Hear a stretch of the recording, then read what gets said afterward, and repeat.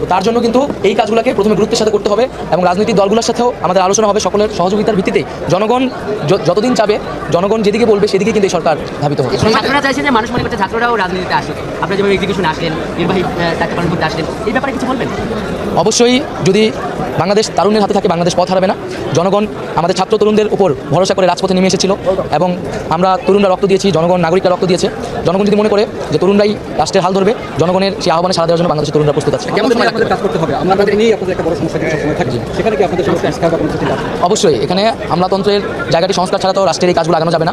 সামগ্রিকভাবে রাষ্ট্রের সকল জায়গায় আমরা খুব দ্রুতই সমাজের অভিজ্ঞ মানুষের সাথে আলোচনার মাধ্যমে প্রস্তাবনা হাজির করে কাজ শুরু করি। আমরা কি স্যার থাকবে নাকি সেবা দেওয়া হবে? অবশ্যই স্যার হবে না, আমরা সেবা দিতে এখানে এসেছি, আমাদের প্রতিশ্রুতি পূরণ করতে এসেছি। বৈষম্য বিরোধী ছাত্র আন্দোলন সরকারি চাকরিতে বৈষম্য দূর করেছে, এখন রাষ্ট্র সমাজে বৈষম্য দূর করে সাম্য, ন্যায় বিচার, মানবিক মর্যাদা এবং জীবনের নিরাপত্তা প্রতিষ্ঠা করবে। এই লক্ষ্য নিয়েই আমাদের আজকের পদযাত্রা।